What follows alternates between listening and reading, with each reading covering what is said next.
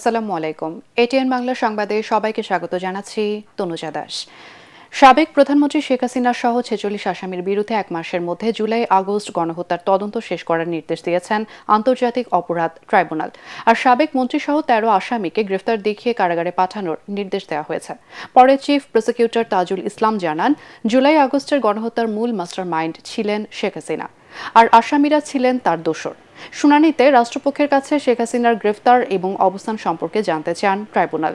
এ সময় প্রসিকিউশন জানায়, শেখ হাসিনা এই মুহূর্তে ভারতে রয়েছেন। বন্দি বিনিময় চুক্তি অনুযায়ী তাকে দেশে ফিরিয়ে আনার চেষ্টা চলমান রয়েছে বলে জানান চিফ প্রসিকিউটর।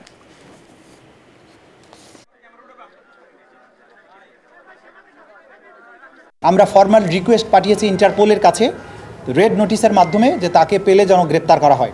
বাংলাদেশ সরকার ইতিমধ্যে বলেছেন যে এর বাইরেও পদক্ষেপ আছে, যেহেতু তার বিরুদ্ধে মানবতা বিরোধী অপরাধ সংগঠনের অভিযোগ আছে এবং তার বিরুদ্ধে গ্রেপ্তারি পরোয়ানা জারি আছে, তাকে ভারতের সাথে সম্পাদিত যে অপরাধীর বহিঃসমর্পণ চুক্তি সেইটার মূলে তাকে ফেরত চাওয়ার জন্য বাংলাদেশ গভর্নমেন্ট চিন্তা করছেন বলে গতকালকে প্রধান উপদেষ্টা তার বক্তব্যে বলেছেন।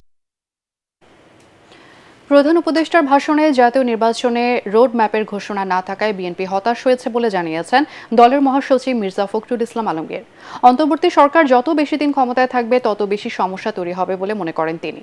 মাওলানা ভাসানীর মৃত্যুবার্ষিকী উপলক্ষে জাতীয় প্রেস ক্লাবে আলোচনা সভায় মির্জা ফখরুল বলেন, অন্তর্বর্তী সরকার কোনো নির্বাচিত সরকার নয়, তাদের কোনো ম্যান্ডেট নেই। তিনি বলেন, নির্বাচন দিতে দেরি করলে মানুষ সন্দেহ করবে। বিএনপি সরকারকে এখনও সমর্থন দিচ্ছে জানিয়ে দলটির মহাসচিব বলেন, সচিবালয়ে ফ্যাসিবাদের দোসরদের বসিয়ে কোনো সংস্কার সফল হবে না।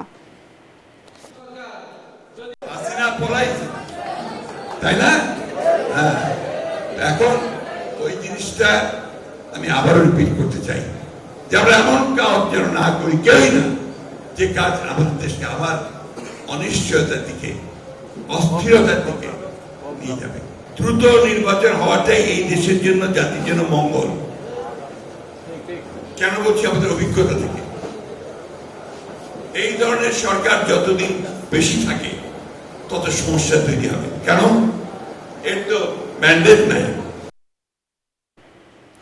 মহান বিজয় দিবস উদযাপনে দেশে কোনো নিরাপত্তা ঝুঁকি নেই বলে জানিয়েছেন স্বরাষ্ট্র উপদেষ্টা অবসরপ্রাপ্ত লেফটেন্যান্ট জেনারেল জাহাঙ্গীর আলম চৌধুরী। তিনি বলেন, বরাবরের মতো এবারও সুষ্ঠুভাবে এবং শান্তিপূর্ণ পরিবেশে জাতীয় দিবসটি উদযাপিত হবে। মহান বিজয় দিবস উদযাপনের লক্ষ্যে সচিবালয়ে আইন শৃঙ্খলা নিয়ন্ত্রণ সহ সার্বিক নিরাপত্তা নিয়ে বৈঠক অনুষ্ঠিত হয়। সভা শেষে স্বরাষ্ট্র উপদেষ্টা বলেন, 16 ডিসেম্বর সবার জন্য। দিনটি উদযাপনে নিরাপত্তার ঝুঁকির কোনো বিষয় নেই। এবার জাতীয় পতাকার ডিজাইন এবং রঙে যেন কোনো ব্যত্যয় না ঘটে, সেজন্য নির্দেশনা দেওয়া হয়েছে বলে জানান তিনি।